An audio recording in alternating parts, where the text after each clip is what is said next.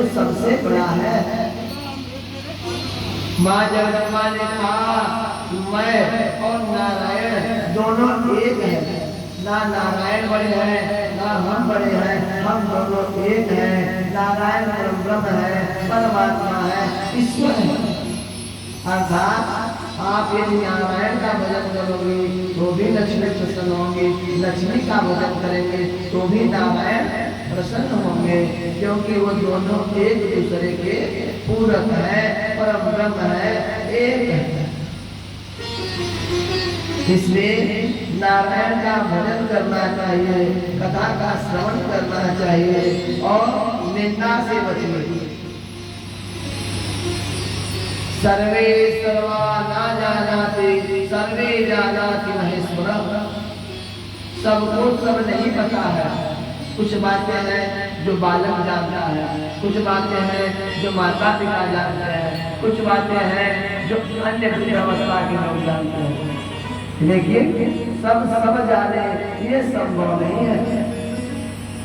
कहते हैं कि आपका ज्ञान आप कितना अध्ययन किए, कितना सत्संग किए, कितना ज्ञान अर्जन किए, आपके जीवन में आपके व्यवहार से आता है। स्वभाव और स्वभाव, अपने व्यवहार और स्वभाव पे बड़ा नियंत्रण रखिए। कहे संत बनिए परहित सरीस धर्म नहीं भाई और पर पीड़ा संकट अजमाई। दूसरों का कैसे कल्याण हो ये सोचिए, ये मत सोचिए कि उसके घर में कैसे बुरा हो। उसका निंदा, उसकी बुराई करने से कुछ नहीं मिलेगा। नारद जी ने भगवान से छोटा सा बुराई किया था तो विष्णु भगवान ने कहा कि कुंवारी गाय के गोबर से उस जमीन का लेप कर दो जहाँ पर नारद खड़े होकर के शिव का निंदा किए हैं। और आप तो अपने घर में बुला करके लोगों के घर की बातें पूछते हो। उसके घर में क्या हुआ था, उसके क्या बड़ी आवाज आ रही थी, उसकी बहू चिल्ला रही थी, क्यों चिल्लाई, उसकी सास में क्या बोली, बड़ा आनंद आता है सुनने। कहे आप जो सुन रहे हो ना, जिस जगह पर बैठ के वो बुराई करके जाएगी बगल वाली, जब आपकी बहू बैठेगी उस जगह पर ना, तो वही बहू आपकी बुराई करना शुरू करेगी। क्योंकि हम लोग मंदिर में जाते हैं तो हम पूजा करने का मन क्यों करता है? क्योंकि वहाँ जो जाता है वो ध्यान करता है, जप करता है, हवन करता है, पाठ करता है। तो करते करते वहाँ का ऊर्जा आ जाता है, ऊर्जा का संचार होता है और एक ऐसी दैवीयता होती है कि वहाँ ध्यान एकाग्रचित हो जाता है। तो निंदा ना करें और पुत्र सुपुत्र कैसे हो इस पर ध्यान रखें। पूत कपूत तो का धन संचय, अपूत सपूत तो का धन संचय। आप पैसा बचाकर मत रखो, 10 जगह घर बचाकर मत रखो। एक घर रहे, झोपड़ी रहे, लेकिन पुत्र को संस्कार दो, पुत्र में ज्ञान दो, पुत्र को योग्य बनाओ।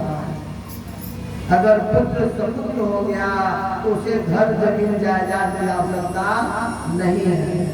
अब पुत्र हो गया तो आप 10,000 बीघा जमीन लिखवा लीजिए, उसे बेचने में समय नहीं लगेगा, बर्बाद कर देगा। इसलिए कहे हैं कि सबसे पहले संतान पर ध्यान रखिए। आज के लोग क्या करते हैं, कमाने की दुनिया में इतने व्यस्त है, धन कमाने के चक्कर में कि संतान से, अपने पुत्र से 10 मिनट बैठ के बात भी नहीं करते। और जब वृद्धावस्था आता है, जब पैसा कमा कर रख लेते हैं, फिर वही बेटा जब बचपन में आपने उसे समय नहीं दिया, तो जब वो जवान होता है तो आपको समय नहीं देता, क्योंकि आपने ही उसे बिगाड़ा। वो तो पूरा कागज था, आपने जैसे जैसे मार्ग दिखाया वैसे वैसे मार्ग से वो चला। एक बार एक छोटा सा बालक था, उसकी माँ ने उसे टॉफी दिया खाने के लिए, चॉकलेट, और उससे बोला इसे चुरा कर खाना और बच्चे ना देखें। तो जब देखती थी तब यही बोलती थी चुरा कर खाना, कोई ना देखे। जब वो बच्चा बड़ा हो गया, शादी हो गई, तो अपनी पत्नी के लिए चुरा करके सामान लाना शुरू कर दिया कि कहीं माँ ना देखे, माँ देखेगी तो माँ को भी चाहिए। तो एक दिन माँ बड़ी नाराज हो गई कि तेरे कमरे में ढेर सारी मिठाइयाँ होती हैं, एक मिठाई मुझे खाने तक का नहीं लगता, चोरी से ले जाता है पत्नी के लिए। तब वही पुत्र बोलता है माँ तूने तो बचपन में सिखाया था कि चोरी से खा कोई ना देखे। अर्थात शिक्षा ऐसा दीजिए जो जीवन में आप अपने सामने देख सके।